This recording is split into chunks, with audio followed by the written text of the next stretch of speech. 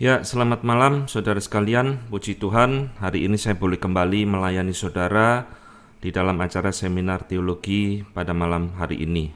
Hari ini kita akan berbicara ya saudara tentang satu topik yang sangat menarik sekali. Tapi mungkin topik ini agak sedikit asing di telinga kita karena kita akan berbicara hal-hal yang berhubungan sedikit dengan filsafat ya. Kita akan berbicara tentang Christian faith and postmodernism, satu fenomena yang terjadi di dalam zaman ini, dan saya akan mengambil satu topik yang berjudul Where is the truth? Di manakah kebenaran itu? Nah, saudara, satu hal yang harus kita ketahui ya tentang topik ini banyak orang tidak pernah berpikir bahwa kita telah memasuki satu masa yang baru yang berbeda dengan zaman sebelumnya ya. Nah ini maaf, ini PowerPoint-nya agak kacau nih. Nah ini ya. Jadi Christian faith and postmodernism, where is the truth? Di mana kebenaran tersebut? Kita akan berbicara saudara tentang konsep kebenaran, apa yang diajarkan oleh postmodernisme, dan kita akan menyoroti dari iman Kristen kita ya, apa yang dikatakan oleh kebenaran iman Kristen tentang kebenaran itu sendiri. Nah, kita akan memulai saudara dengan satu ayat pembuka peringatan dari Tuhan Yesus yang terambil dari Matius 16 ayat yang ketiga. Dan pada pagi hari karena langit merah dan redup, kamu berkata hari buruk. Rupa langit kamu tahu membedakannya, tetapi tanda-tanda zaman tidak ya. Saudara sekalian, teguran dari Tuhan Yesus 2000 tahun yang lalu ini tetap relevan bagi gereja dan orang Kristen pada saat ini ya. Kita ini bisa membaca tanda-tanda di langit, langit mendung dan sebagainya. Tetapi banyak gereja, orang Kristen dan juga hamba Tuhan ini abai terhadap tanda-tanda perubahan zaman ya. Kita masih berpikir saudara bahwa kita bergereja dengan paradigma 50-60 tahun yang lalu, dan kita masih berpikir gereja menghadapi satu kondisi yang sama seperti 50 atau 60 tahun yang lalu dan tidak mengalami satu perubahan. Padahal kalau kita mengerti, gereja pada zaman ini telah mengalami satu perubahan yang luar biasa, satu tantangan yang luar biasa saudara di dalam zaman yang disebut dengan postmodernisme ini. Nah, untuk itulah malam ini kita akan berbicara tentang postmodernisme. Meskipun tidak bisa semua hal kita bahas, tetapi saya akan membagikan kepada saudara beberapa inti pemikiran dari postmodernisme ini supaya kita dimengertikan ya apa yang sedang terjadi di dalam zaman di mana kita hidup ini, dan gereja terbuka pemikirannya untuk melihat bahwa kita menghadapi satu situasi yang berbeda dengan zaman sebelumnya ya. Jadi kita akan melihat saudara di dalam satu rentang waktu ya. Saya akan membagikan kepada saudara di mana kita saat ini ya. Jadi ini penting untuk kita sebagai memahami kita ini sekarang ada di mana. Saudara, para teolog, sejarawan dan juga filsuf itu biasa membagi era zaman menjadi 3 masa ya. Pre-modern, modern dan postmodern. Nah, saudara, pre-modern adalah satu masa ya di mana dimulai sejak peradaban manusia hingga masa Renaissance atau masa sebelum masuk di dalam Enlightenment. Dan di dalam masa ini kita melihat kekristenan itu mencapai puncak kejayaannya saudara, bahwa zaman ini adalah zaman yang mementingkan tentang kebenaran ya. Firman Tuhan itu dijunjung dengan tinggi, dan gereja itu menjadi pusat daripada kehidupan masyarakat ya. Jadi di dalam zaman ini boleh dikatakan kekristenan itu mencapai puncak kejayaannya ya. Bahkan semua itu dilihat, diukur dari kacamata firman Tuhan. Ya, ini ciri-ciri dari zaman pre-modern ya. Zaman yang masih percaya ada kebenaran yang absolut, dan kebenaran itu ada di dalam firman Tuhan. Nah, memasuki masa yang disebut dengan Enlightenment, saudara, kira-kira abad 18, manusia itu masuk di dalam satu masa yang disebut dengan Modern Age, zaman modern. Ya, di dalam zaman inilah manusia itu merasa mulai tidak membutuhkan Tuhan lagi, karena di dalam masa ini kita mencapai satu pengetahuan yang luar biasa, penemuan yang luar biasa, ya. Apa yang kita nikmati sekarang ini adalah hasil semua penemuan di dalam zaman modern ini, saudara. Ya, maka dari itu disebut dengan masa Enlightenment. Zaman ini juga ditandai, saudara, dengan munculnya banyak filsafat yang melawan kekristenan, ya. Kalau sudah tahu ateisme, evolusionisme, skeptisisme, rasionalisme, semua itu muncul di dalam zaman yang disebut dengan modern age ini, zaman modern. Jadi zaman ini adalah satu zaman yang ditandai dengan perlawanan, ya, mulai muncul satu tantangan perlawanan terhadap zaman sebelumnya, zaman pre-modern, di mana di dalam zaman ini orang itu mulai memakai akal budinya, rasionya untuk mengukur segala sesuatu, ya. Jadi segala sesuatu yang tidak masuk akal berarti itu sesuatu yang salah, ya, sesuatu yang keliru. Nah, saudara, masuk di dalam zaman yang berikutnya itu kita kenal yang sekarang akan kita bahas pada malam ini, ya, yaitu zaman disebut dengan postmodern age, zaman postmodern. Ya, sesuai namanya, post itu berarti sesudah, ya. Jadi postmodern age adalah zaman sesudah modern. Nah, apa yang diajarkan di dalam zaman ini, saudara? Yaitu adalah satu masa, satu zaman yang mencoba untuk memberikan kritik, ya, terhadap apa yang sudah dicapai di dalam zaman modern. Jadi zaman postmodern ini boleh dikatakan kelanjutan daripada zaman modern, sekaligus adalah satu masa yang bertentangan, ya, berlawanan dengan cara berpikir, nilai-nilai, worldview, ya, prinsip-prinsip daripada zaman modern ini. Nah, inilah yang saya katakan banyak gereja hamba Tuhan yang tidak menyadari, saudara, bahwa kita ini sebenarnya sekarang sudah masuk di dalam zaman yang disebut dengan postmodern ini, ya, dengan segala tantangannya, kesulitannya dan sebagainya. Jadi setiap zaman ini memang memiliki tantangan yang berbeda terhadap kekristenan, ya. Pre-modern di situ juga ada tantangannya, modernisme memiliki tantangan terhadap kekristenan, dan sekarang di dalam zaman postmodern ini tantangannya jauh lebih sulit. Nah, itu kira-kira pembagian 3 zaman, ya. Sekarang saya akan membicarakan apa itu postmodernisme, saudara. Jadi, saudara, istilah postmodern dengan postmodernisme itu sedikit berbeda, ya. Kita mulai dari postmodern. Istilah postmodern itu menunjuk kepada satu era, ya, satu masa sesudah modern. Nah, pertanyaannya, saudara, kapan zaman yang disebut dengan postmodern ini terjadi atau muncul, ya? Nah, kita lihat ada beberapa teori, saudara, yang akan menjelaskan kapan kita masuk di dalam zaman yang disebut dengan postmodern ini, ya. Nah, teori ini bisa berbeda-beda, ya. Namanya teori tafsiran, karena sebenarnya satu masa itu tidak bisa dikotak-kotakkan, ya. Tetapi waktu itu mengalir seperti air. Nah, ini pertama adalah saya berikan dari Stanley Granz.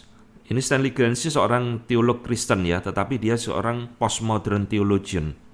Di dalam bukunya A Primer on Postmodernism, dia mengatakan, saudara, bahwa istilah postmodern ini pertama kali muncul tahun 1930 dalam dunia seni, ya, dalam dunia seni, namun populer tahun 70-an, ya, di dalam dunia arsitektur. Jadi sebenarnya istilah postmodern ini pertama kali dipakai di dalam dunia arsitektur. Nanti akan saya tunjukkan, saudara, gimana contoh arsitektur postmodern, ya. Tetapi berkelanjutan, akhirnya istilah ini dipakai terus, muncul di dalam berbagai disiplin ilmu, ya. Nah, teori daripada Stanley Granz ini didasarkan kepada teori lain yang pencetusnya adalah seorang arsitek yang bernama Charles Jencks, ya. Dia mengatakan, saudara, bahwa postmodern ini lahir tanggal 15 Juli 1972, jam kira-kira 3:30 sore di kota St. Louis, ya, di Amerika. Ketika ada satu bangunan Pruitt Igoe itu diledakkan melalui sebuah dinamit, ya. Jadi bangunan ini itu dianggap sebagai satu simbol ya, simbol daripada modernisme yang kemudian memang dengan sengaja diledakkan, dirobohkan melalui dinamit.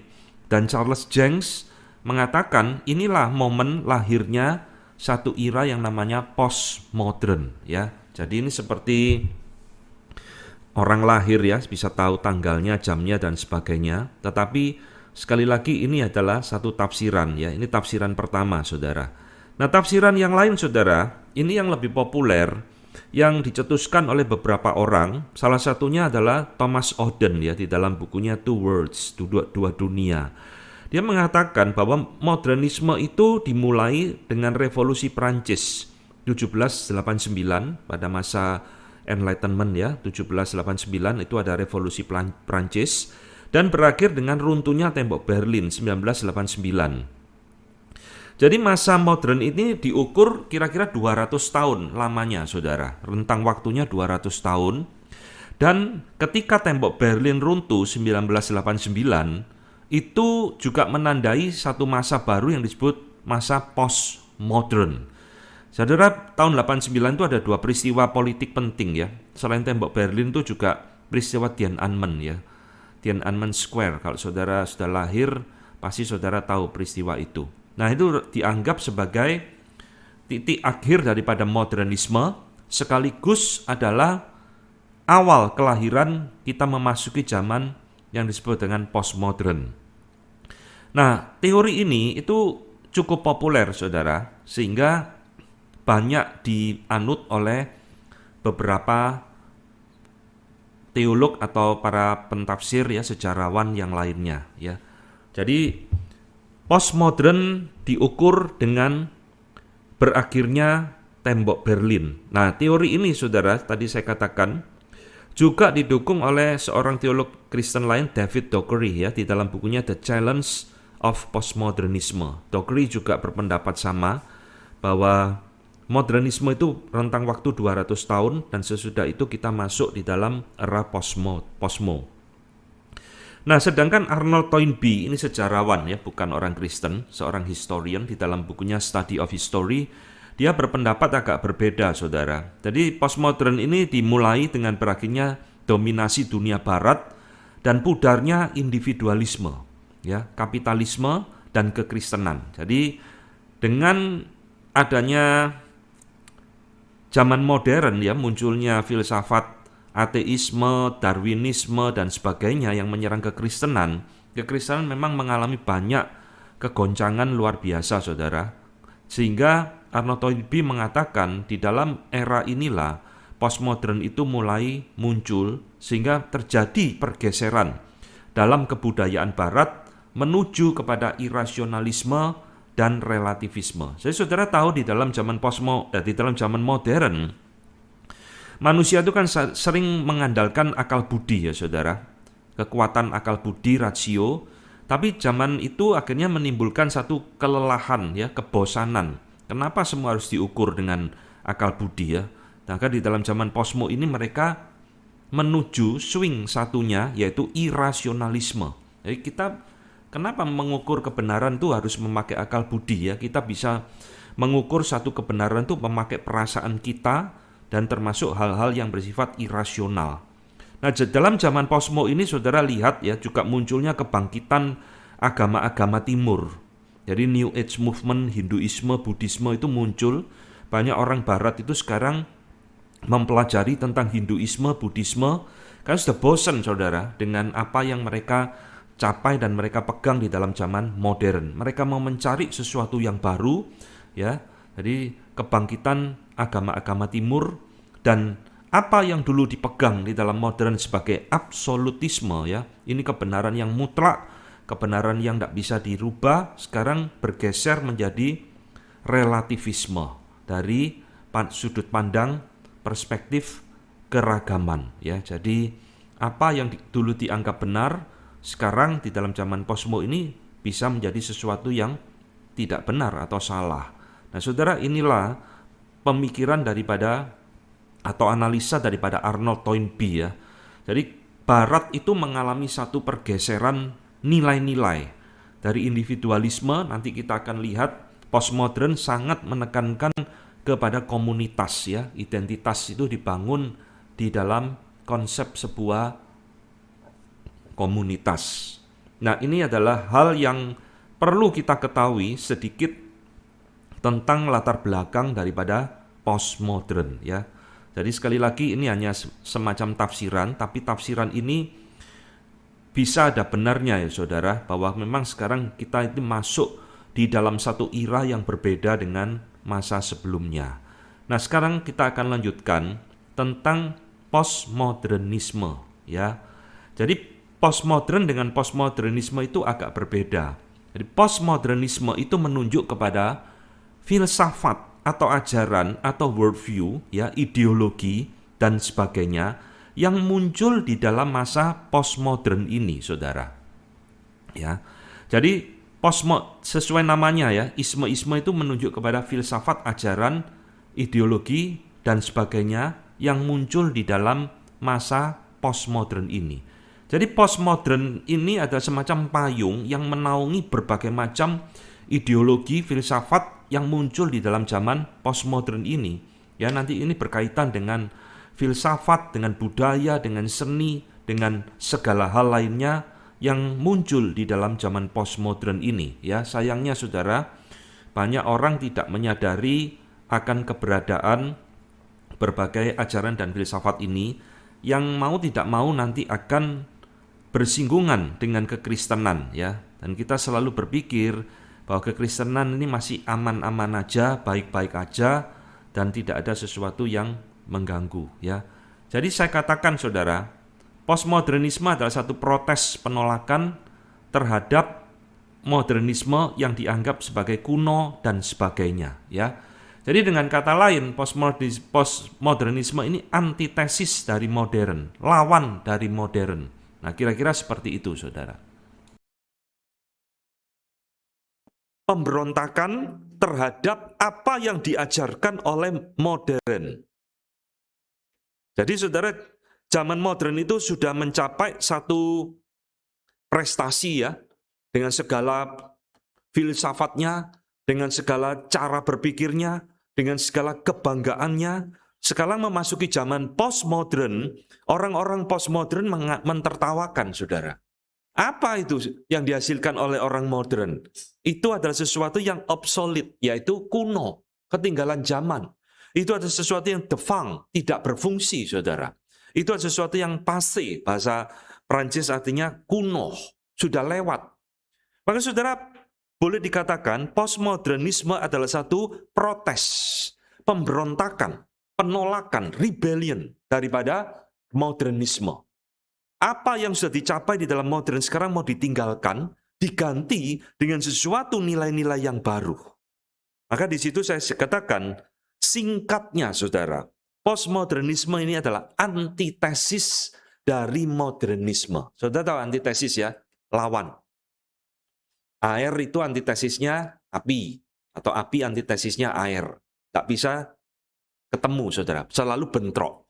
Nah, inilah postmodernisme itu singkatnya adalah antitesis dari modernisme. Apa yang sudah dihasilkan, dicapai, dipikirkan oleh modern, sekarang mau ditolak, dirombak oleh postmodernisme. Saudara-saudara, yang mengerikan ya, postmodernisme ini bukan hanya terjadi di dalam dunia seni, saudara. Tadi memang diawali di dalam dunia arsitek.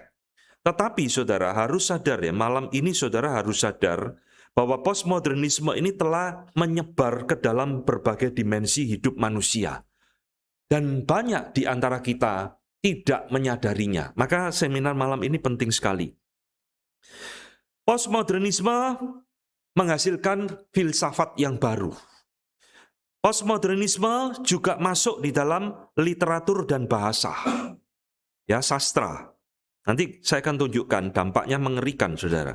Juga di dalam fashion, cara berpakaian. Jadi kalau saudara lihat cara berpakaian itu, lihatan ya. Kalau ada mode show itu loh, di dunia barat itu. Coba lihat cara berpakaiannya itu aneh-aneh luar biasa, saudara. Desainnya itu sudah tidak masuk akal semua. Arsitektur juga dipengaruhi. Film film-film yang kita tonton itu juga secara tidak sadar banyak dipengaruhi oleh filsafat postmodernisme. Beberapa puluh tahun lalu ada filmnya Matrix. Siapa pernah nonton Matrix? Matrix ya, 1, 2, 3. Matrix Reload apa? Wah, saudara nonton itu kalau enggak bingung ciami, saudara ya. Bingung, sebentar masuk virtual, dunia virtual ke sini, ke sana, ya virtual reality, itu postmodern. Ya, itu film-film yang dipengaruhi oleh filsafat postmodern. Jadi tidak ada sesuatu realitas, semua adalah virtual.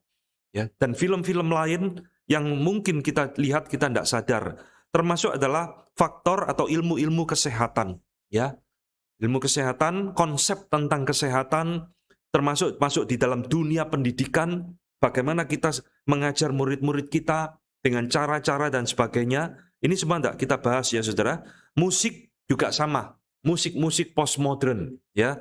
Agama, religion, termasuk etika, itu semua dipengaruhi oleh filsafat postmodernisme ini. Termasuk yang ini akan kita bahas di dalam kekristenan dan teologi. Beberapa tahun lalu ya, 1 tahun, 2 tahun lalu, kita heboh dengan progressive Christianity. Wah, satu jagat maya heboh dengan progressive Christianity. Ini kekristenan model baru yang ditawarkan, ya. Lalu ada yang disebut dengan emerging church. Saya belum pernah seminarkan ya di sini ya. Emerging church ini dipengaruhi oleh postmodern. Saudara tahu tren sekarang gereja ibadah gelap-gelapan? Remang-remang, ya. Nah, itu semua dikulak dari Amerika, saudara, oleh gereja karismatik. Dan gereja Injili, gereja Mandarin, tidak ngerti apa yang terjadi dengan zaman ini, banyak tiru-tiru semua. Gereja gelap-gelapan kayak nightclub, pakai lampu sorot, juas, keluar asap, sebelum khotbah. Oh iya, saya pernah ngalami itu, saudara. Saya diundang khotbah, saya kaget loh. Ini bioskop apa gereja? Gelap-gelapan semua. Lalu tengah-tengah musik nyanyi keluar dry ice-nya, asap putih. Juas. Saya naik mimbar semprot es, dry ice. Apa ini? Ya, gendeng ini, saudara. Ini adalah pengaruh daripada postmodern. Karena orang postmodern itu adalah menciptakan satu ibadah yang ingin memuaskan seluruh panca indera kita, bukan hanya pendengaran. Semua ingin dipuaskan, ya. Kemudian generous ortodoksi, Brian McLaren dan semuanya, ini semua adalah produk daripada postmodern teologi yang mempengaruhi kekristenan. Jadi saudara, kita tidak boleh tutup mata, saudara. Gerejaku baik-baik saja. Selama jemaat masih banyak, that's fine, oke-oke aja. Tidak, saudara. Zaman ini memberikan kepada kita sesuatu tantangan yang luar biasa, saudara. Yang harus kita jawab, yang harus kita lawan, yang harus kita perangi, saudara. Nah, inilah yang terjadi ya, bahwa postmodern masuk di dalam banyak lini kehidupan manusia, termasuk gereja, tanpa kita menyadarinya. Saya akan menunjukkan sedikit kepada saudara, supaya saudara ada gambaran ya, apa pengaruh postmodern itu di dalam dunia seni. Saya akan berikan 1-2 gambar. Ini saudara. Nah, ini postmodern arsitek ya. Jadi kalau saudara lihat rumah di perumahan, saudara masuk ke perumahan di Indonesia ini, rumahnya itu kembar semua kan? Modelnya itu ciri-cirinya modern. Orang modern itu simetris. Bikin gedung ya kotak, terus kotak, terus kotak, saudara. Ya. Kalau saudara pergi ke rumah perumahan, saudara lihat satu blok itu sama semua rumahnya. Saudara tidak hafal rumah temanmu, bisa bingung yang mana ini kalau nggak dikasih nomor. Sama semua. Tapi saudara lihat, inilah arsitektur postmodern, saudara. Di situ ada kolom gotik daripada Yunani, dicampur dengan hal-hal segala jenis arsitektur. Ya, bagi orang-orang postmodern inilah sesuatu nilai sastra atau nilai seni yang tinggi. Ya. Di Surabaya ini jarang masihan gedung-gedung seperti ini, tetapi di Jakarta itu beberapa saya menemukan. Kenapa? Intiland, ya di Jalan Jenderal Sudirman, ya itu ada pengaruh daripada posmo sedikit, ya sudah tidak kotak-kotak lagi, sudah mencong-mencong semaunya dia, ya. Nah, saudara sekarang sudah lihat pengaruh postmodern di dalam dunia seni, lukisan ya, painting. Nah ini. Kalau saudara tahu lukisan daripada pelukis-pelukis yang terkenal ya, Picasso, Van Gogh, dan sebagainya, itu masih bisa dinikmati, saudara. Oh, ini gambar orang, ya, gambar pohon, dan sebagainya. Kalau saudara disodori gambar seperti ini gambar apa ya? Saya yakin yang gambar pun sendiri nggak ngerti. Mau gambar apa ya? Pokoknya dia gambar aja, bebas. Tidak ada sesuatu patokan, tidak ada sesuatu kaidah, rumus untuk menggambar, semau-maunya dia. Dan apa maknanya? Ya silakan Anda sebagai orang yang melihat memberi makna sendiri kepada lukisan saya. Itu ciri-ciri posmo, ya. Jadi saudara lihat ya, inilah zaman di mana kita hidup, saudara. Maka kalau saudara melihat sekarang pengaruh daripada postmodern ini di dalam kehidupan manusia, khususnya mungkin adalah generasi di bawah saya, tak tahu ya saudara ini umur berapa ini yang remaja-remaja ini, pemuda ini. Itu memiliki cara berpikir yang berbeda dengan saya, luar biasa, generasi saya. Itu harus diakui, saudara. Maka mengajar anak-anak sekolah minggu, generasi yang disebut sekarang generasi Z, ya, itu sesuatu yang tidak gampang, saudara. Karena kita ini adalah produk dari zaman di mana kita hidup.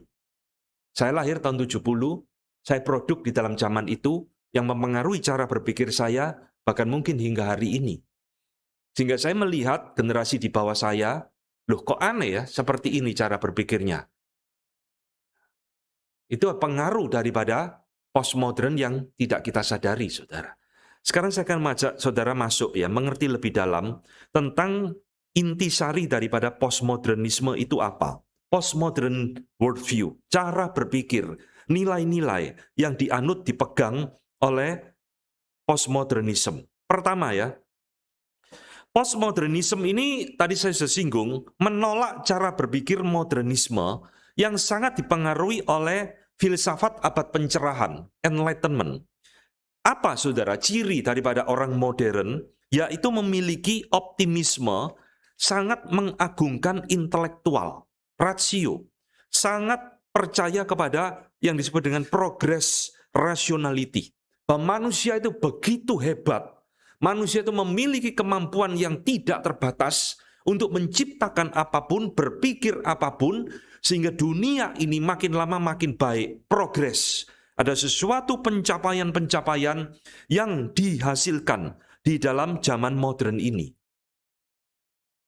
Maka tadi saya katakan orang modern itu sedikit boleh sombong, karena semua penemuan-penemuan penting yang kita nikmati sekarang ini, itu adalah produk di dalam zaman modern, saudara. Mobil itu ditemukan, ya mobil listrik itu hanya pengembangan dari mobil yang ditemukan ratusan tahun yang lalu. Pesawat terbang sama, itu hanya pengembangan dan penyempurnaan dari abad-abad yang lampau. Telepon juga sama, hanya penyempurnaan. Komputer sama, saudara. Dulu komputer gede seperti lemari, sekarang jadi kecil kan. Tapi intinya itu tetap sama, adalah produk dari zaman modern. Maka orang modern itu sangat optimis sekali. Kita akan jadikan dunia lebih baik. Karena kita memiliki akal budi yang tidak terbatas. Nah ini yang pertama ditolak oleh orang posmo, saudara. Orang posmo tidak percaya lagi kepada rasio manusia. Tidak percaya lagi kepada kekuatan atau progres daripada kehidupan manusia. Ya, tadi mereka memiliki kecenderungan pesimis terhadap akal budi. Bahwa manusia ini tidak sepinter yang dipikirkan. Tidak sehebat yang dikira. Manusia ini adalah tetap orang yang terbatas.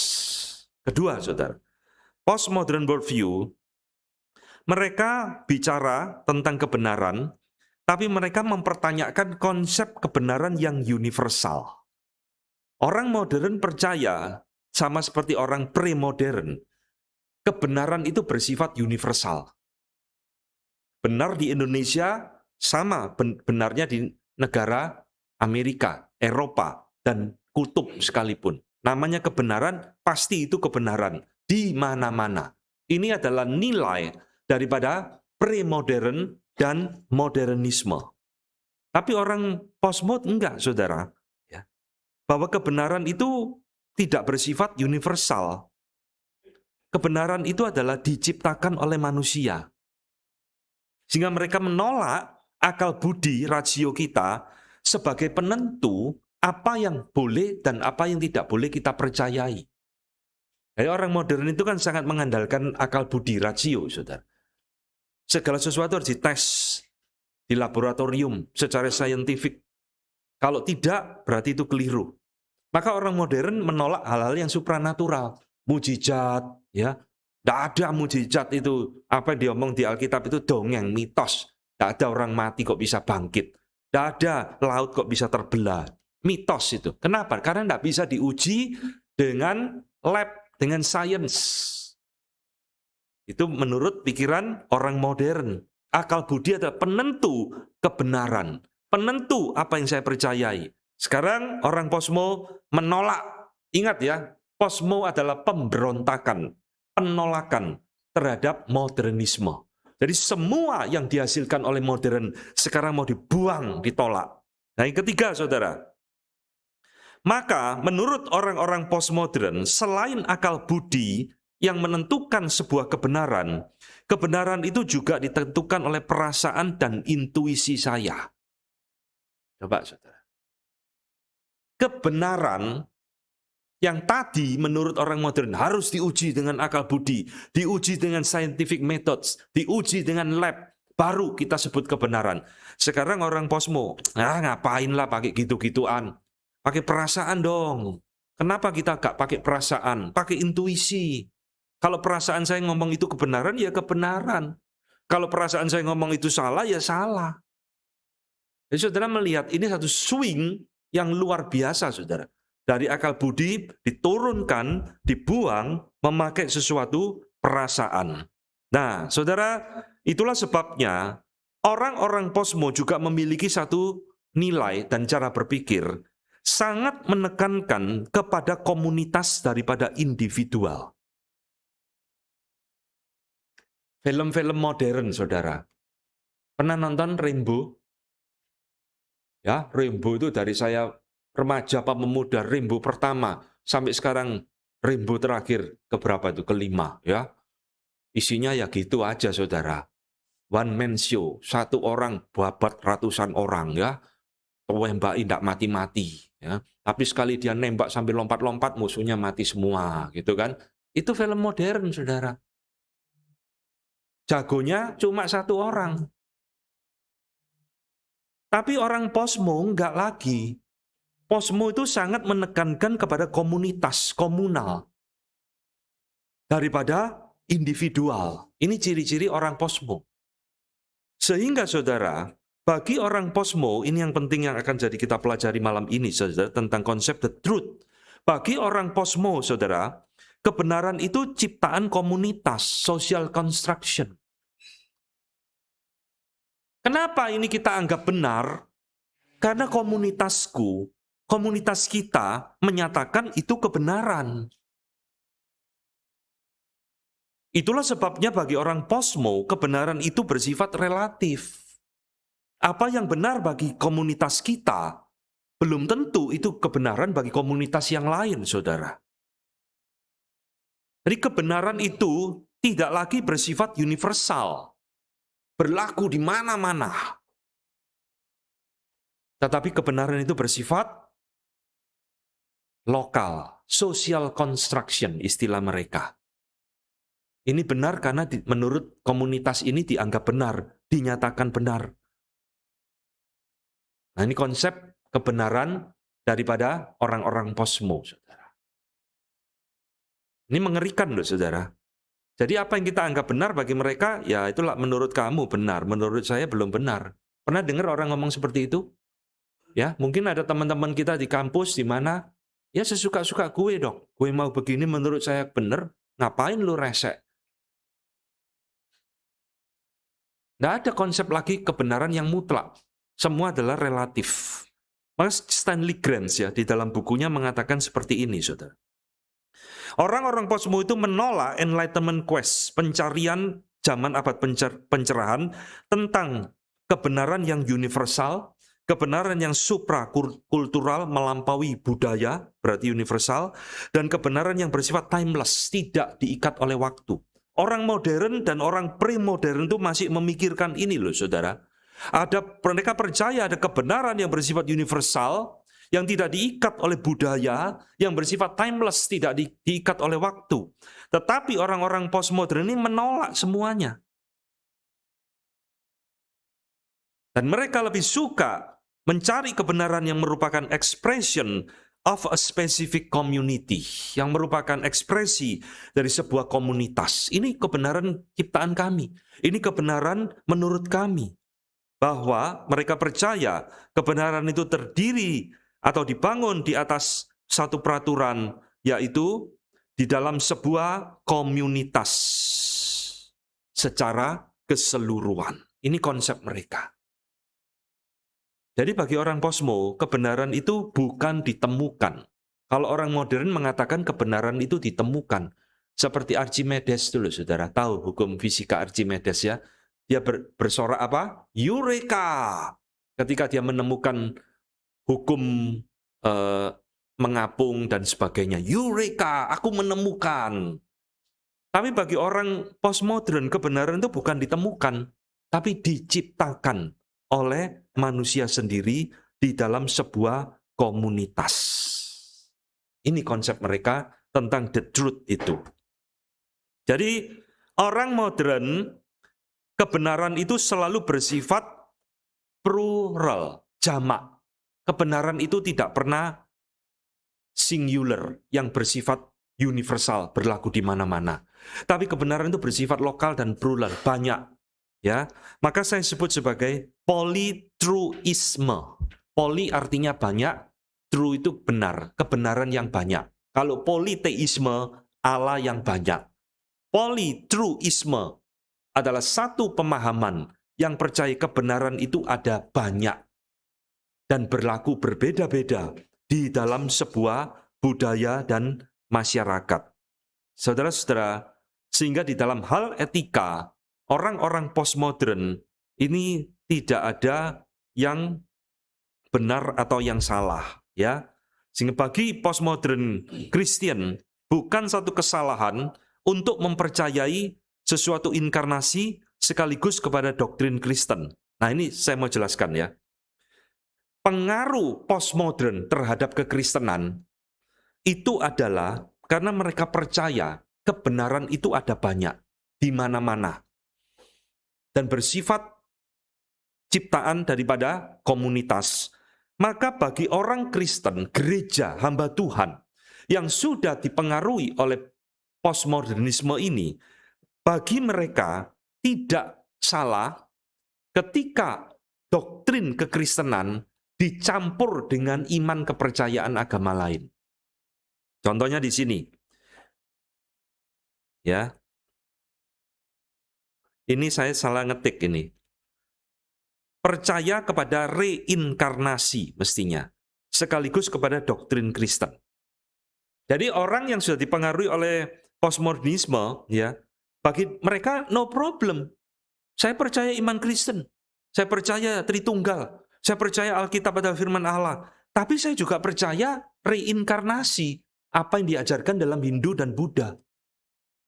Bagi mereka tidak masalah kok. Kan tidak ada kebenaran yang absolut. Ngerti saudara? Tapi kalau saudara ketemu orang-orang seperti ini, bahaya luar biasa saudara. Ini yang diajarkan di dalam New Age Movement, yang merupakan campuran dari berbagai agama, lalu menjadi agama baru, agama New Age, gerakan zaman baru. Nah ini saudara ya, konsep mereka tentang kebenaran. Saudara percaya segala doktrin Kristen dicampur dengan doktrin-doktrin agama lain, bagi orang posmo, no problem. Itu boleh-boleh saja, itu sah-sah saja. Ya. Jadi kalau pertanyaannya saudara, siapakah kita ini manusia? Jadi orang posmo mendefinisikan bahwa segala keberadaan kita ini adalah produk sosial atau produk budaya, termasuk segala hal yang kita miliki. Pengetahuan kita, pikiran kita, ini adalah produk daripada budaya sosial di mana kita itu dibesarkan dan hidup. Jadi kalau orang posmo tanyai siapa manusia itu? Ya kita ini produk budaya di mana saya hidup. Itulah sebabnya saudara, bagi orang-orang posmo, manusia tidak pernah objektif di dalam menilai semuanya. Karena selalu tercemar menurut mereka, kita ini selalu tercemar oleh perspektif di mana kita ini produk daripada suatu sosial kebudayaan. Ngerti nggak maksudnya ini? Orang posmo tidak percaya objektivisme, saudara. Itulah menurut perspektifmu. Itulah menurut pikiranmu. Ya karena kamu dibesarkan dengan worldview nilai-nilai seperti itu. Kalau menurut saya enggak seperti itu kebenaran itu. Ngerti ya? Nah inilah. Maka enggak ada lagi identitas individual. Yang adalah identitas komunal. Saya adalah produk, saya adalah hasil daripada suatu sosial dan kebudayaan masyarakat tertentu. Nah, di dalam hal etika, saudara, orang-orang posmo terjebak kepada relativisme. Tidak ada etika yang benar, tidak ada etika yang salah. Ya benar salah itu tentukan sendiri menurut standarmu. Tidak ada standar yang baku tentang kebenaran itu sendiri. Ini di dalam etika. Ya, jadi mereka tidak melihat apa yang diajarkan oleh Christian ethic. Etika membunuh, jangan mencuri, jangan berzina. Ya itu kalau menurut kamu benar ya benar, tapi kalau menurut saya itu salah, ya kamu jangan paksa saya ikut kamu, itu dianggap benar. Karena kebenaran itu tidak ada yang objektif dan manusia tidak pernah menilai secara objektif. Selalu menilai secara subjektif dari diri saya sendiri. Ya, nah saudara, di dalam hal yang lain, saudara lihat, postmodern sangat meninggikan kepada cultural diversity, keberbedaan secara budaya, termasuk di dalam hal relasi dan ekspresi dari seni. Ya ini tadi yang saya berikan contoh. Di dalam arsitek Yunani, arsitek modern, arsitek kuno campur jadi satu gedung yang baru. Ya, termasuk di dalam hal relasi. Saudara, modernisme itu ditandai dengan salah satu bentuk relasi yang dipelihara selama ratusan tahun, yaitu adalah rasisme, saudara. Maka orang-orang hitam itu diperbudak, ya. Tetapi di dalam postmodern, mereka menolak hal ini ya. Dalam hal ini mungkin bisa katakan agak positif. Mereka menerima cultural diversity, keragaman budaya dari manusia. Karena tidak ada sesuatu yang absolut, semua itu relatif, boleh-boleh aja diterima, ya.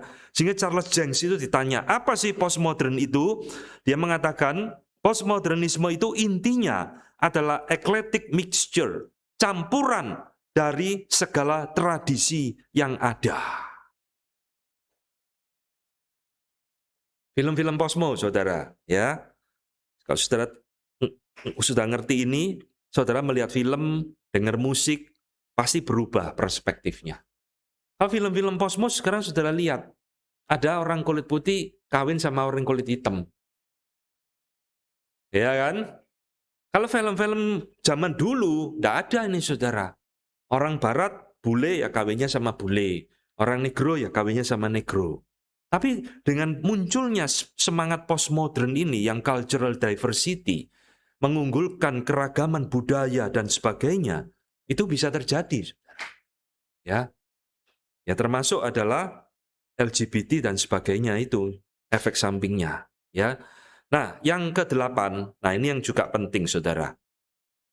Orang-orang posmo sangat menekankan di dalam hal literatur dan bahasa ya, ini sangat merusak sekali.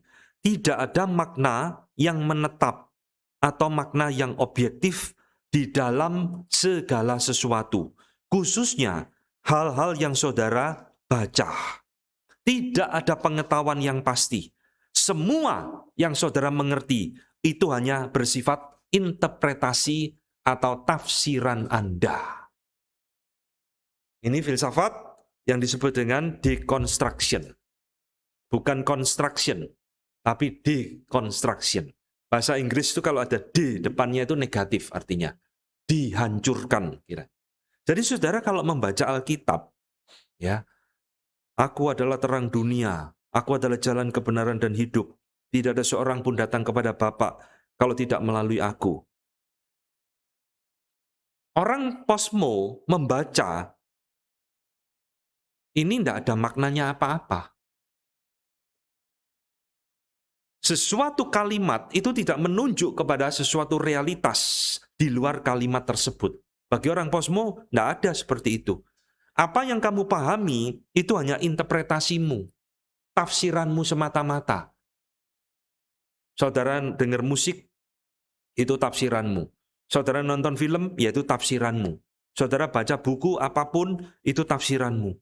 Karena teks atau apapun itu sebenarnya tidak memiliki makna yang menetap. Tidak ada maknanya teks yang kita baca. Yang memberi makna itu siapa?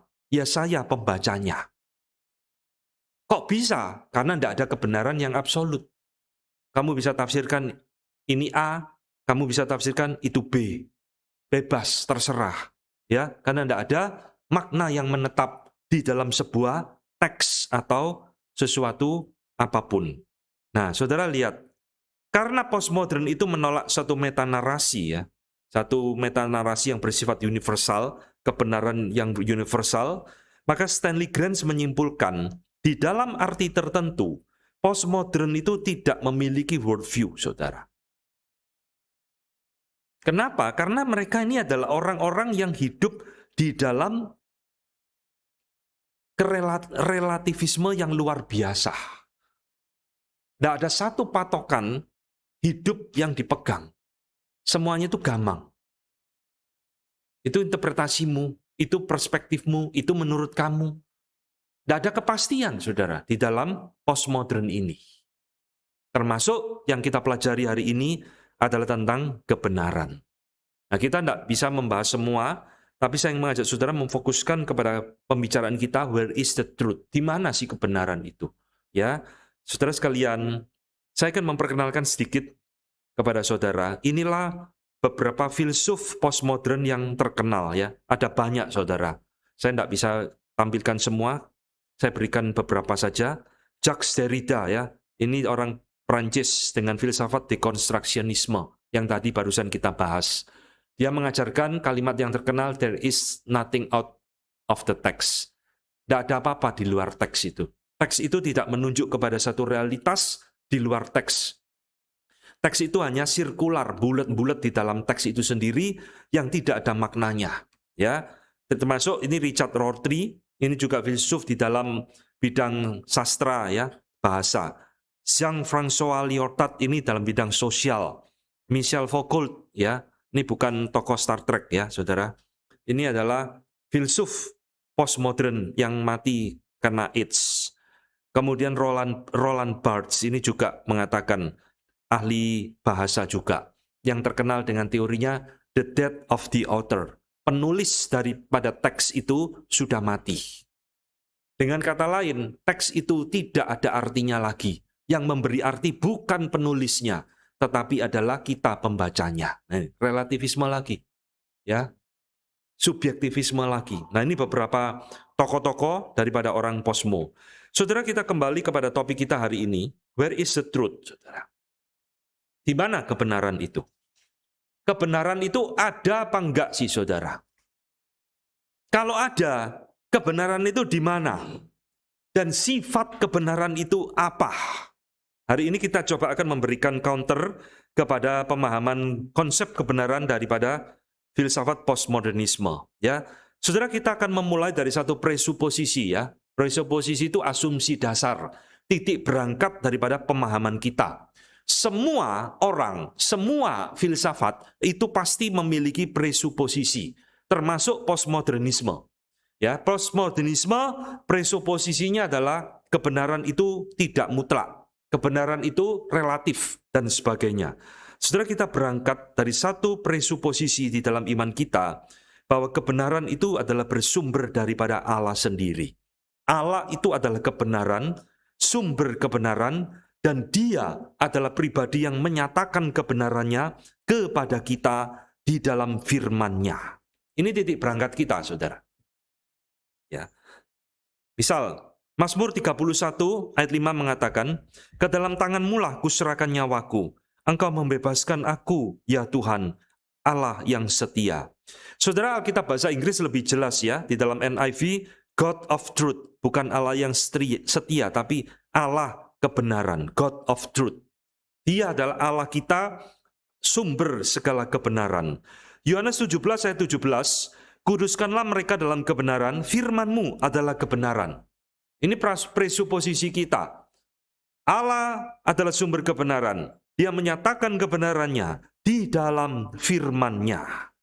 2 Korintus 11 ayat 10, "Demi kebenaran Kristus di dalam diriku, aku tegaskan bahwa kemegahanku itu tidak akan dirintangi oleh siapapun di daerah Akaya."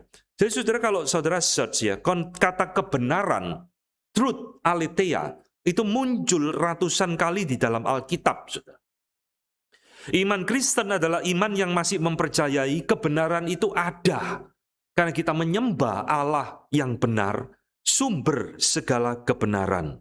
Ya, jadi saudara, ketika bicara tentang biblical concept of truth, seorang teolog bernama Roger Nicole mengatakan bahwa pandangan atau gambaran Allah, gambaran Alkitab tentang kebenaran, emet ya bahasa Ibrani, aletheia bahasa Yunaninya, itu seperti tali yang intertwin, terpilin, ya. Dan itu melibatkan factuality, bahwa kebenaran itu ada. Melibatkan faithfulness, kesetiaan. Melibatkan completeness, kebenaran itu komplit, utuh. Ini yang dipercayai di dalam konsep Ibrani dan konsep Perjanjian Baru tentang kebenaran. Kebenaran itu ada dan sebagainya.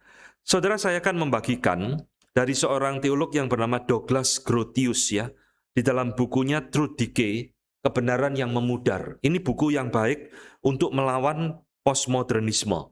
Jadi Douglas Grotius memberikan 8 sifat kebenaran di dalam pandangan iman Kristen. Saya akan bagikan. Pertama, ya ini semua membedakan konsep kebenaran kita dengan kebenarannya orang-orang posmo ya. Pertama saudara, kebenaran itu selalu bersifat pewahyuan Allah. Manusia itu bukan pencipta kebenaran. Ini yang saudara harus ingat. Jadi apa yang kita ketahui tentang kebenaran, apa yang kita kenali dengan kebenaran, kita percayai sebagai kebenaran, semua itu bersifat revelasional, saudara. Pewahyuan dari Allah kepada kita.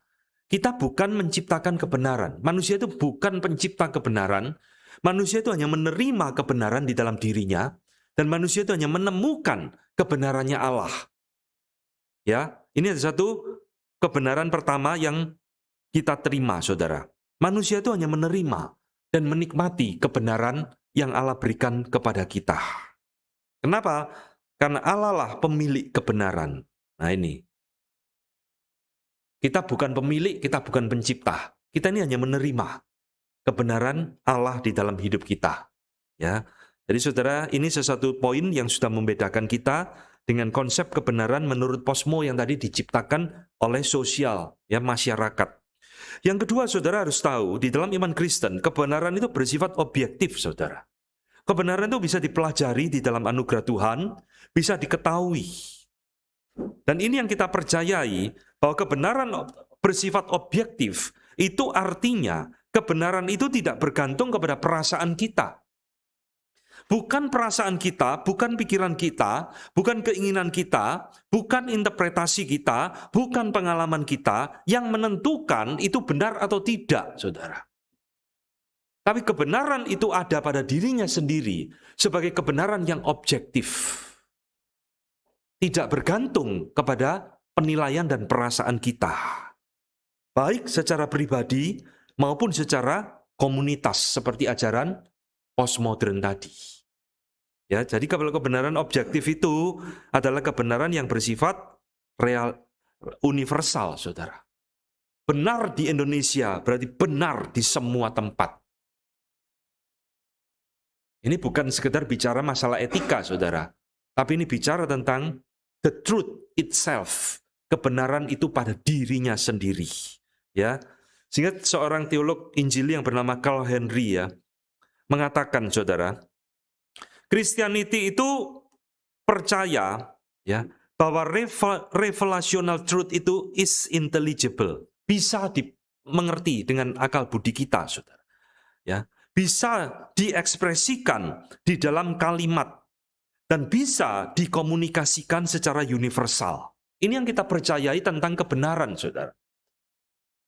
Bahwa kebenaran itu bisa diekspresikan di dalam sebuah kalimat, bisa dimengerti dengan akal budi kita.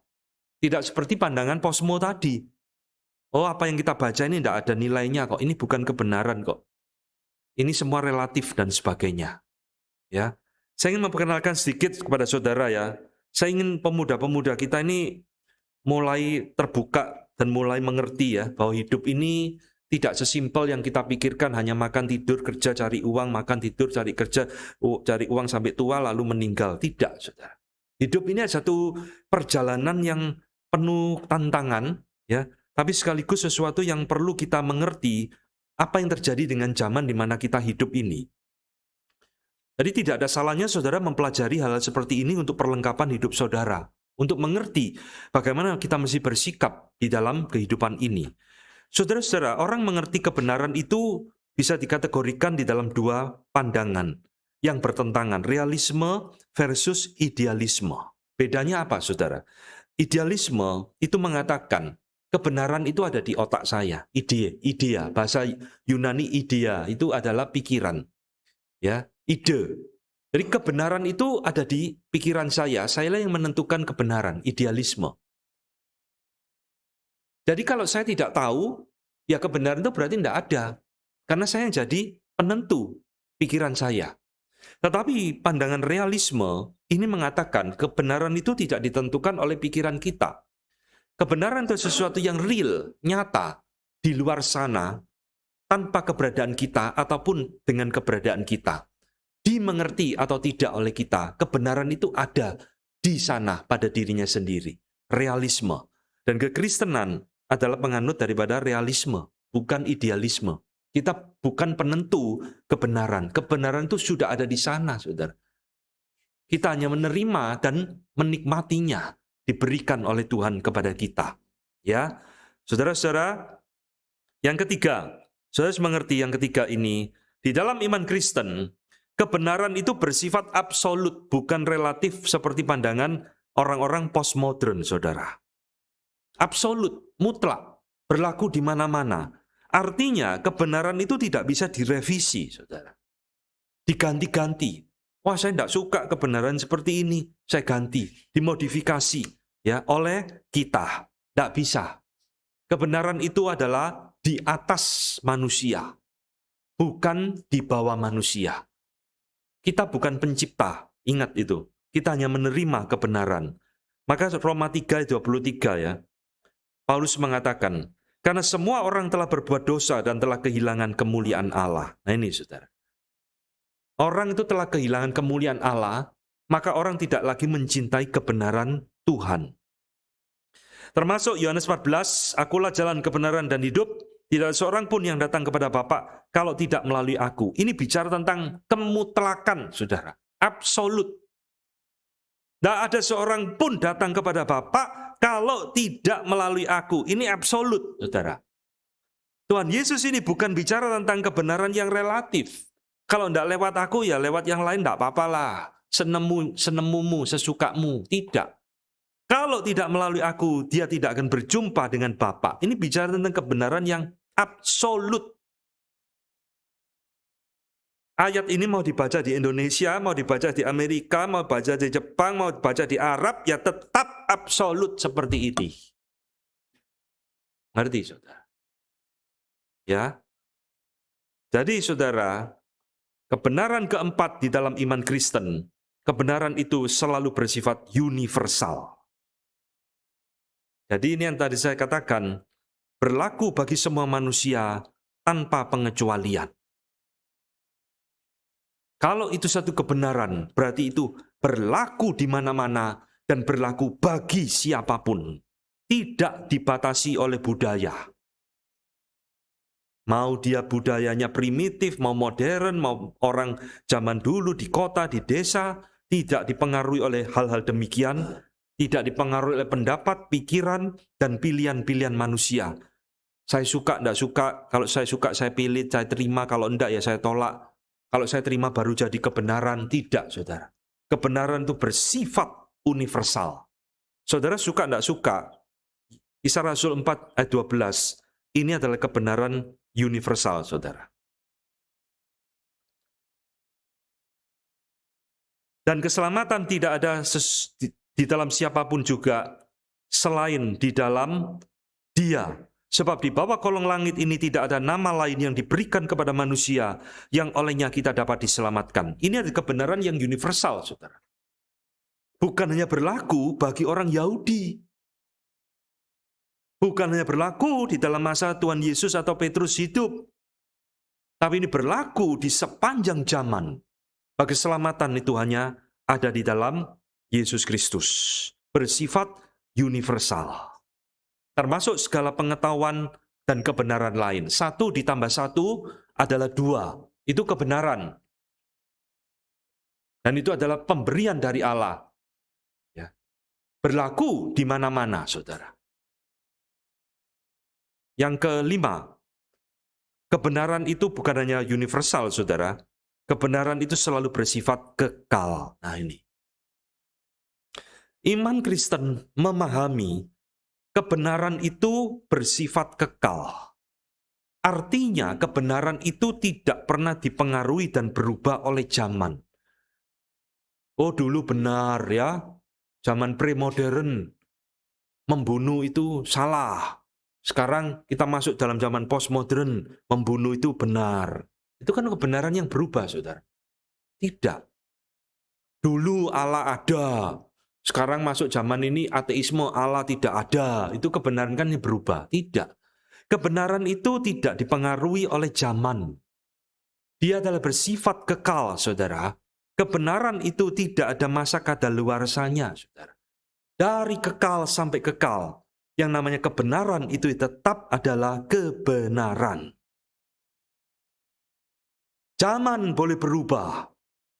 Firman-Mu tetap kekal selama-lamanya. Untuk selama-lamanya ya Tuhan, firman-Mu tetap teguh di surga. Ini patokan kita loh, saudara. Ini fondasi kita. Kebenaran itu absolut, kekal, dan pemberian dari Tuhan. Kalau kita sudah kehilangan fondasi ini, hidup kita hancur, saudara. Kita akan seperti layangan putus di tengah zaman yang tidak menentu ini. Maka yang keenam, kebenaran di dalam iman Kristen itu selalu bersifat eksklusif, spesifik, dan antitetikal. Apa artinya? Eksklusif berarti kebenaran itu tidak kompromi, saudara. Ini tidak bisa dicampur dengan kebenaran-kebenaran lain, dalam tanda petik, dari agama lain, seperti yang tadi saya katakan. Oh, saya percaya Trinitas. Saya percaya Yesus Kristus adalah Allah. Saya percaya Alkitab firman Allah. Tapi saya juga percaya reinkarnasi. Ini iman yang kacau, saudara. Ini iman yang kompromi. Karena reinkarnasi bukan ajaran iman Kristen. Iman Kristen itu eksklusif. Dia tidak bisa dicampur, disinkretiskan dengan iman-iman dan pemahaman yang bertentangan dengan dirinya. Yang kedua adalah spesifik, berarti menolak segala kebenaran yang bertentangan dengan iman Kristen kita. Kalau itu salah, ateisme, ya kita tolak. Saudara, aneh sekali ya, di barat ini saya menemukan beberapa orang-orang yang bergelar pendeta, saudara. Tapi ateis. Coba pikirkan, masuk akal enggak? Pendeta tapi ateis, saudara. Bukankah pendeta seharusnya adalah seorang teis yang mengajarkan tentang Allah? Tapi banyak di barat itu pendeta-pendeta tidak percaya Allah itu ada, ateis. Ya, ini satu konsep kebenaran yang keliru, yang bertentangan, yang sinkretik.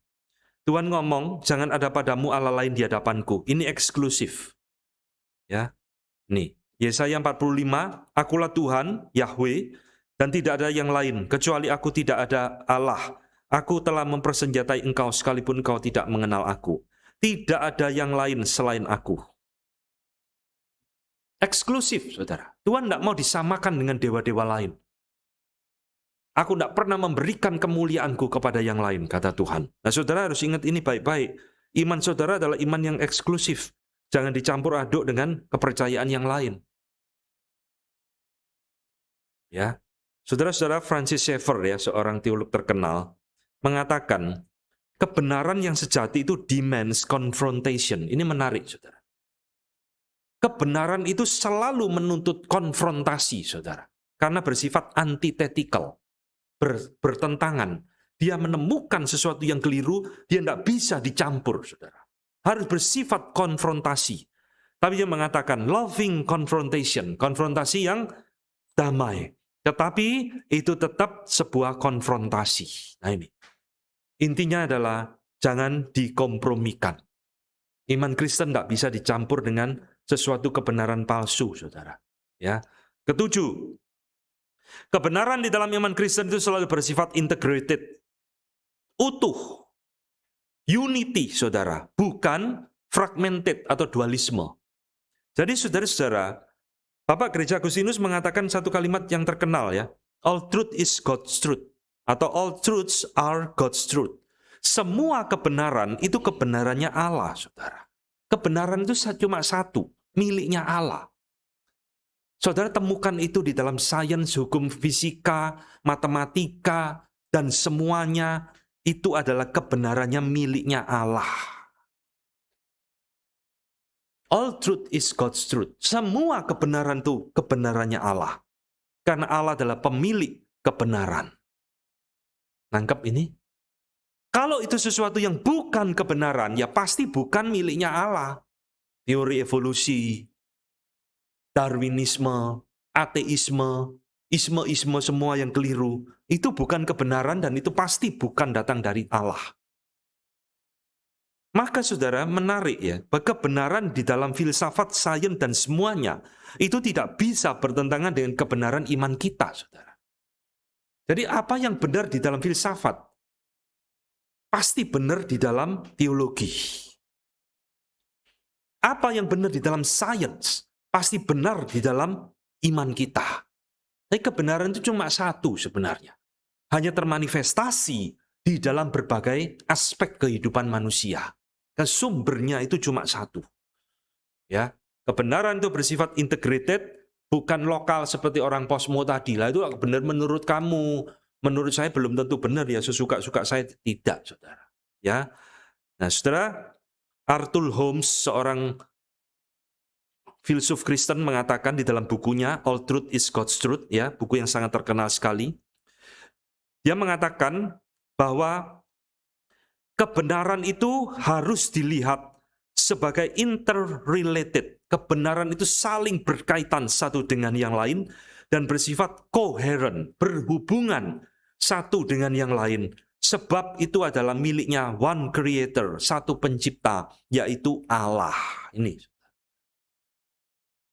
kebenaran yang saya temukan di dalam ilmu astronomi itu adalah pemberian dari Tuhan, itu miliknya Allah.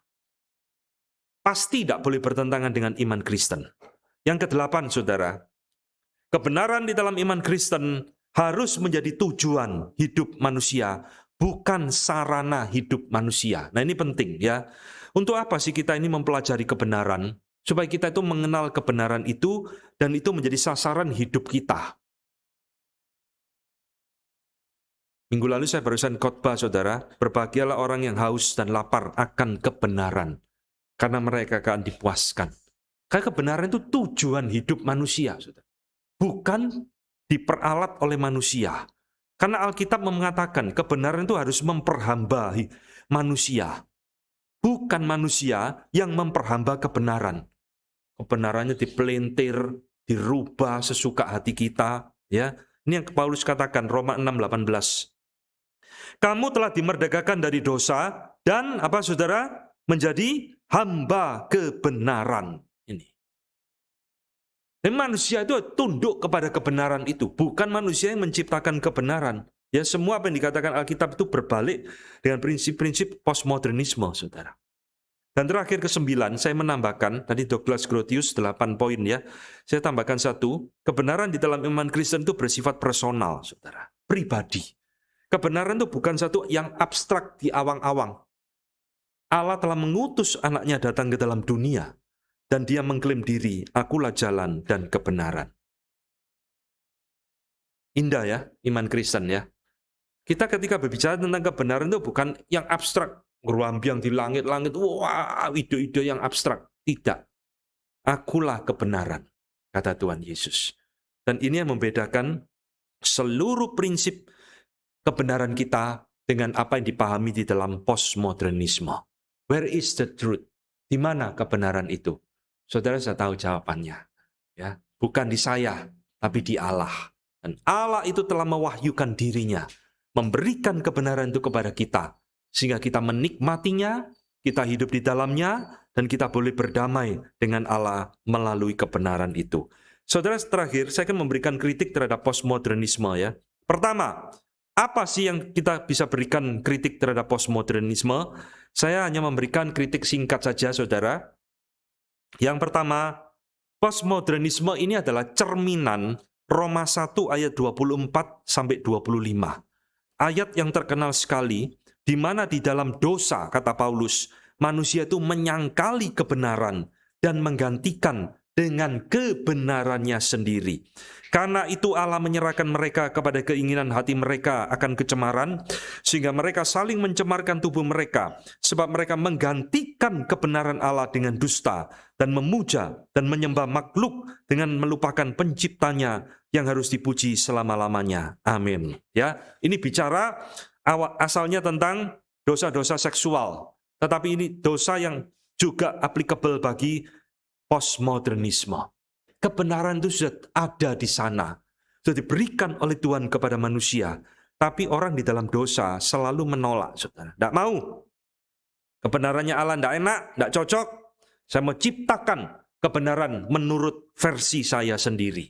Yaitu apa? Tidak ada kebenaran yang absolut. Kebenaran adalah ciptaan dan interpretasi saya. Itu orang posmo. Ya, kedua, saudara, perhatikan. Ini juga penting. Kalau saudara mempelajari postmodern, ya memang hari ini saya tidak menjabarkan sampai mendetail sekali ya. Tapi kalau saudara nanti mempelajari, menangkap bahwa postmodern ini ada sesuatu worldview, ajaran, filsafat yang penuh self-contradiction. Kontradiksi pada dirinya sendiri. Apa yang diajarkan ini kontradiksi pada dirinya sendiri. Saya kasih contoh, saudara. Saudara, saya tadi ngomong berulang kali, mungkin saudara tidak sense. Ada sesuatu yang keliru dengan postmodernisme ini, saudara. Postmodernisme mengatakan, tidak ada kebenaran yang mutlak. Tidak ada kebenaran yang mutlak. Berarti, termasuk kalimat yang saya omongkan ini juga tidak mutlak, saudara. Kebenaran itu bisa mutlak. Betul nggak? Ini ada kalimat yang self-contradiction, saudara. Semua kebenaran itu relatif. Berarti, apa yang saya omongkan juga relatif. Ngerti ya? Ini self-contradiction. Sama seperti orang ngomong, saya bukan orang sombong. Pada waktu saya ngomong saya bukan orang sombong, saya sudah sombong. Itu kalimat self-contradiction. Jadi saudara kalau mengerti filsafat postmodernisme ini, isinya itu semua omong kosong, saudara. Tidak ada kebenaran yang mutlak. Ya termasuk ajaranmu tidak mutlak. Semua kebenaran relatif. Ya kebenaranmu juga relatif. Ya. Jadi saya menimbulkan pertanyaan di dalam diri saya, saudara. Kalau begitu apa sih nilai keunggulan postmodern ini? Apa yang dia mau tawarkan, saudara? Kalau sendiri dia ajarannya bersifat relatif tanpa fondasi. Apa yang dia mau tawarkan kepada dunia ini? Apa yang dia mau berikan kepada manusia? Kalau dia sendiri tidak memiliki fondasi yang kuat, semuanya relatif. Ya termasuk ajaran mereka relatif dan tidak mutlak. Ya, jadi saudara, ini adalah kontradiksi pertama. Kontradiksi kedua, saudara, perhatikan. Orang posmo tadi saya katakan, mereka sangat tidak percaya kepada akal budi manusia. Mereka mengkritik orang modern. Ya, mengkritik orang modern, tidak percaya kepada rasio. Tapi kalau saudara baca, tulisan-tulisan orang postmodern ini tetap memakai rasio untuk mencetuskan ide-ide mereka di dalam tulisan, di dalam ngajar, dan sebagainya. Tetap pakai akal budi. Ini juga kontradiksi, saudara. Katanya akal budi itu tidak bisa diandalkan, dan sebagainya. Tapi tetap mereka memakai akal budi untuk menulis dan sebagainya. Ya, saudara, ini dua kritik saya ya secara singkat terhadap postmodernisme. Kesimpulan terakhir, saudara, postmodernisme ini kawan atau lawan, saudara. Ada teolog Kristen yang bernama Millard Erickson membagi soft postmodernisme dengan hard postmodernisme. Dia mengatakan soft postmodernisme bisa diterima, hard postmodernisme tidak bisa diterima, harus ditolak. Nah, apa yang saya katakan ini sebenarnya bisa dikategorikan kepada hard postmodernisme. Ya, tetapi mau soft mau hard, postmodernisme ini ada tetap worldview, ajaran yang berbahaya. Hari ini waktu kita pasti tidak cukup mempelajari ini ya, saudara. Postmodernisme ini filsafat yang berbahaya, saudara. Karena menolak kebenaran yang mutlak. Membaca teks pun tidak perlu ada artinya, semua saya menentukan maknanya, bukan penulis atau teks itu. Dan ini adalah satu tantangan, saudara, bagi kondisi kekristenan dan gereja saat ini. Ya, ini yang tadi saya katakan, sangat disayangkan. Banyak gereja tertidur, saudara. Banyak gereja itu terninak-bobokkan di dalam zaman ini, ya, jangan terus hanya berputar-putar di dalam masalah angka terus. Bagaimana jemaatku bisa banyak, bagaimana persembahan bisa banyak, dan sebagainya. Tetapi seperti kuda yang ditutup matanya sehingga tidak melihat dengan luas apa yang terjadi dengan dunia sekarang ini, saudara. Gereja ini harus bangun, saudara, dari tidur. Harus mengerti apa yang terjadi dengan zaman ini. Kalau saudara mempelajari postmodern ini, saudara menganalisa seperti Tuhan Yesus ngomong, tanda-tanda zaman kamu tidak bisa membacanya. Kalau kita bisa membaca tanda-tanda zaman ini, saudara akan setuju dengan saya, kekristenan zaman ini mengerikan luar biasa, saudara. Mengerikan luar biasa. Nah, saya menyebut ini titik terendah di dalam kekristenan di abad ke-21 ini. Saudara silakan search di YouTube itu. Orang bisa ngomong apa aja tentang kekristenan, saudara. Yang salah-salah pun itu subscribernya puluhan ribu, ratusan ribu orang. Dan kita masih santai, saudara. Yang penting bagaimana jemaat banyak, persembahan lancar. Kita terus berpikirkan itu, kita tidak memikirkan what's going on in this age. Apa yang terjadi dengan zaman ini, saudara. Inilah zaman kita hidup, saudara. Kebenaran sudah dibuang oleh banyak gereja. Jadi saudara-saudara, nasihat di dalam Amsal 23 sangat indah sekali.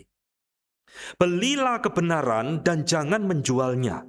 Demikianlah juga dengan hikmat, didikan, dan pengertian. Saudara, belilah kebenaran. Kalau saudara tahu ada sesuatu barang itu berharga, ya, saudara akan berusaha mendapatkannya.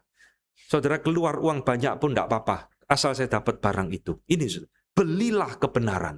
Ini satu nasihat supaya gereja dan orang Kristen itu mengejar dan mencari kebenaran yang seutuhnya. Saudara-saudara, maka jangan heran ya. Tadi saya katakan, kekristenan ini berada pada titik terendah di dalam zaman ini karena banyak hamba Tuhan, gereja sudah tidak suka dengan pengajaran, saudara. Ini bahaya luar biasa. Ya. Kalau sebuah gereja sudah tidak suka pengajaran, kalau seorang hamba Tuhan tidak lagi suka pengajaran, sukanya khotbah moral-moral, jadi orang mesti baik, suka menolong, khotbahnya isinya psikologi, tidak ada penggalian firman Tuhan, khotbahnya hanya menekankan budaya, mengunggulkan budaya etnis tertentu, maka inilah yang menjadi mengapa jawaban kekristenan semakin lama semakin memudar. Ditertawakan oleh orang lain, saudara. Karena inilah yang terjadi dengan kekristenan sekarang ini. Maka saudara, melalui seminar ini saya menghimbau kita bangun dari tidur kita, bangun dari kemalasan kita. Kita harus jadi gereja yang memberitakan Injil, saudara. Gereja yang mengajarkan kebenaran firman Tuhan. Meskipun itu sulit, meskipun itu tidak enak, tetap harus dikhotbahkan. Inilah message terakhir dari Douglas Grotius di dalam bukunya Truth Decay. Dia mengatakan kalimat yang menarik. Berkhotbah dan mengajar di dalam gereja harus menjadi konsentrasi terbesar dari gereja. Dalam tanda kurung, but presently neglected, tetapi yang saat ini banyak diabaikan oleh gereja. Berkhotbah dan mengajar di dalam gereja harus menjadi konsentrasi terbesar di dalam gereja. Christian truth yang menjadi divine authority, otoritas ilahi. Ya, jadi saudara, inilah yang terjadi di dalam gereja kekristenan saat ini. Kita tidak suka, saudara, mengkhotbahkan hal-hal yang menegur jemaat. Kita tidak pernah lagi khotbah tentang dosa. Kita tidak pernah lagi khotbah penghakiman Allah. Kita hanya khotbah yang enak-enak, sudah. Tuhan mengampuni saya, Tuhan memelihara saya, Tuhan menjaga saya, dan sebagainya. Khotbah-khotbah yang meninak bobokkan jemaat. Asal jemaat tidak pergi, tapi tidak mempertumbuhkan jemaat sama sekali tentang iman Kristen. Saudara, terakhir saya akan memberikan sedikit rekomendasi beberapa buku kalau saudara berkenan mau mempelajari postmodernisme ini dengan lebih dalam. Ada banyak buku ya, tapi saya memberikan 6 ini saja. The Death of Truth, Dennis McCallum. Truth Decay, Douglas Grotius. Primer on Postmodernisme, Stanley Granz. Postmodern Times, Jean Edward Faith Jr. Ya. Kemudian The Challenge of Postmodernisme, David Dockery. Dan The Truth About the Truth, kebenaran tentang kebenaran. Ini penulisnya banyak. Dan ada banyak buku-buku lain yang bisa memperlengkapi kita untuk membukakan pikiran, wawasan kita. Sekarang kita ini hidup di dalam zaman seperti apa. Nah, biarlah seminar malam ini boleh membekali saudara, ya, boleh membangunkan saudara, supaya saudara juga tergerak untuk mulai belajar banyak kebenaran firman Tuhan. Amin. Saya sampai di sini. Kita sekarang masuk di dalam tanya jawab, ya.